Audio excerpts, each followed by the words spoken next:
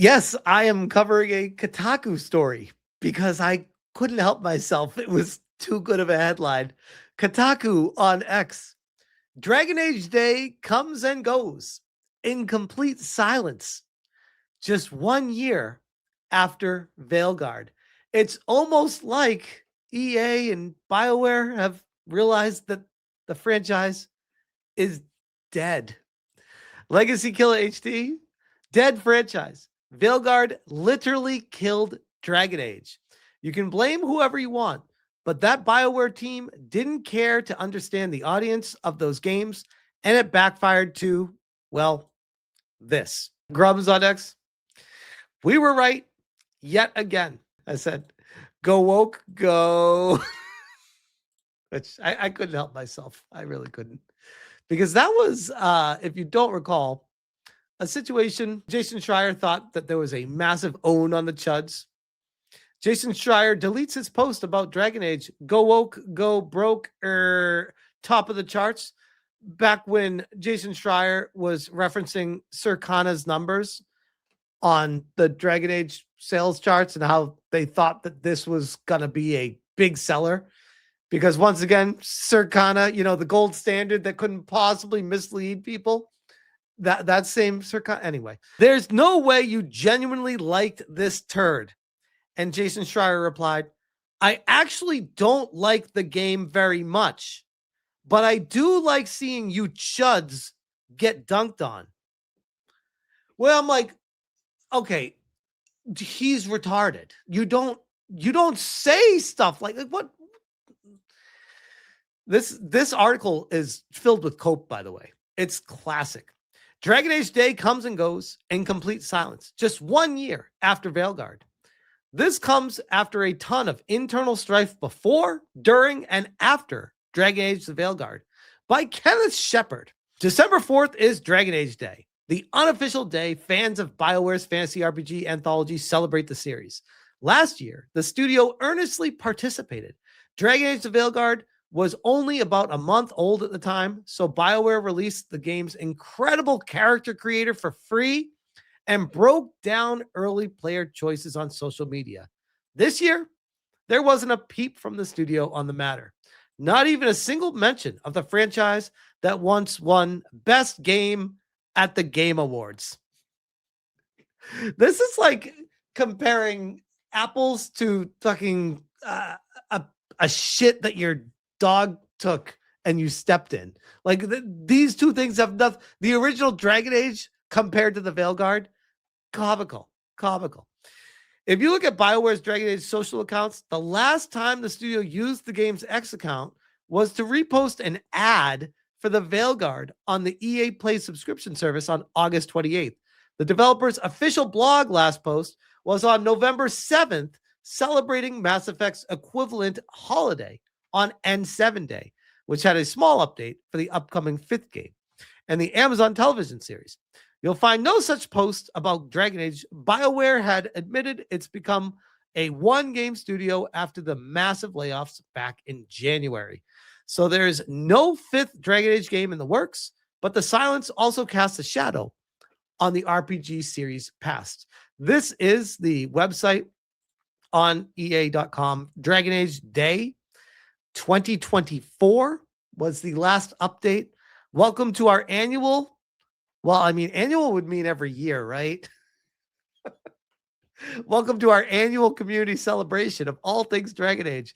This year, we check out our beautiful fan art, unique player-created rooks, the standalone character creator, and new commemorative art. Here's the thing. This is how you know it's really bad at BioWare. You couldn't have had one employee. You couldn't have had one post an update on the website saying, hey, for this year, follow us on social media. We're going to retweet some fan art and say thank you for all the incredible support over the years with Dragon Age. You couldn't even do that. You couldn't do that. Come on. I'm not even asking for it. Just to recognize it. This tells you that they have given up on Dragon Age, unfortunately, for longtime fans of the series, and that it's not going to be recovered anytime soon, unless BioWare gets sold or the property gets sold off after EA gets purchased by the Saudis. But right now, not looking great. But DA Day 2023, community art, short stories in 2022. Like, these are easy things. They could have done anything, and they did nothing. If you're only passively paying attention, it might make sense for the studio to not make a big deal about the series without a sequel it's actively promoting. So they only care about it if they're trying to sell a sequel to it. That's all Dragon Age Day ever meant to them, was to sell more copies, not because they actually cared about the community. Fascinating. But for fans and developers who spent decades working on Dragon Age, it's another insult to beloved games that seem to sometimes get the short end of the stick over their troubled development. In the months since BioWare was gutted of veteran talent and Dragon Age: The Veilguard was thrown under the bus by parent company EA, developers had been candid about how Dragon Age team felt like it wasn't treated fairly by the broader company, which I covered this in a previous video too. And it was so much cope. These are people that were not qualified, were not talented. These were ideologues, activists, people with agendas pushing them into a game, overstuffing a game with activism and communism and agenda-filled reactions that have nothing to do with a fantasy world. Trans scars? What? Non-binary Tosh? What do we do? How did that even get approved? Who was heading that company? Who was heading the project? Corinne Busche? Oh, I think we found our problem.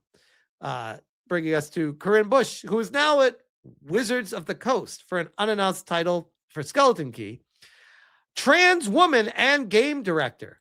18 plus years of experience in the industry, specializing in systems, gameplay, and UX. Dedicated to destroying your favorite franchises. We got BioWare here. BioWare is thrilled to announce that we've donated a trans empowerment project 3 years ago during the peak of Dragon Age: The Veilguard production. They were spending their time donating to trans empowerment projects back then. Fascinating stuff. And I covered this previously in the past with Corinne Busche, that dude that cosplays as a girl. Grum said, leak, Corinne Busche, game director of Dragon Age: Veilguard, has left BioWare and EA. BioWare Edmonton, the Veilguard studio, to be shuttered. The farewell email was shared with me, and I verified her leaving with Smash JT's contacts at EA BioWare, which, by the way, this is one of those things where I had a breaking story and everyone was trying to discredit me for it. I'm like, no. I actually had sources that were providing internal emails letting me know what was happening there. People that were really pissed off that they hired this dude that cosplayed as a woman and tanked their beloved property that they worked on so hard for years. It was tragic. Like how the mighty have fallen. This is Dragon Age: The Veilguard right now. Actually, sorry, it's going to be less. Let me refresh. 659 people playing right now. 1 year ago, it had almost 90,000 people. 1 year ago, it now has under 1,000. Wow. I've seen big falls in games, but wow, I don't think I've ever seen something that wild. This article goes into a bunch of cope. After the game didn't reach internal projections out of the gate, EA downsized BioWare and focused the company exclusively on Mass Effect. So what I want to cover is the comments here, because it's funny.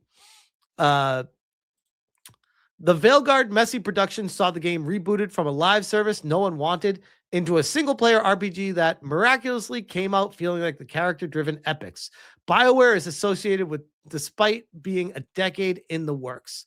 Lol, what a wild take that this game felt like a BioWare game. It decidedly did not, and that's why it was controversial. It was shovelware compared to traditional BioWare titles. I had multiple people reach out to me during the development of this game because I was covering it. My videos were getting a tremendous amount of reach, and there were multiple people inside BioWare's walls that were extremely frustrated at the direction that the studio heads were taking the game. The things they were making them do, the adjustments they were forcing them to work on, that were like, this makes no sense at all what we're doing. This is going to destroy the property. And sure as shit, they were right. They were reaching out to, at the time, I was a no-name YouTuber in the grand scheme. They just wanted someone to talk to because they're like, fuck, you're the only one we can trust. The mainstream media would probably tell on us if we talk to them about it, or they'll try to ruin our company and ruin us along with it. They wanted to reach out to YouTubers to be like, look, there are good people at the studio. There are also terrible people at the studio, and it's been overrun by ideologues. They wanted to get the word out about that. They trusted me with that in particular. And I say they because I have two different people, two different departments at BioWare reached out to me, unrelated, at different times. But it is funny that at the end of the day, look at this cope. Really enjoyed Veilguard. Shame the trolls managed to sway public opinion and convince so many people not to try the game. That is the biggest cope I've ever seen. The game was free on PlayStation Plus like 3 months after it launched. I believe it went to Game Pass. It's been discounted. I saw it for sale for $10 multiple times. It's not convincing people not to play it because it's too expensive. People watch the videos. People watch people playing it. I watched Hypnotic play through it begrudgingly. It was awful. It was entertaining comically, though, about just how awful it was. But man, it was bad. The writing was atrocious. All the answers in the dialogue always went back to being trans or forcing a non-binary option on you. It reminds me of Mass Effect Andromeda, which was also a great game, killed by trolls. Though Andromeda also had media trolling because they were upset it didn't receive advanced copies in the review. This is some cope. This is some cope. I'll tell you guys. Veilguard, more like fail hard.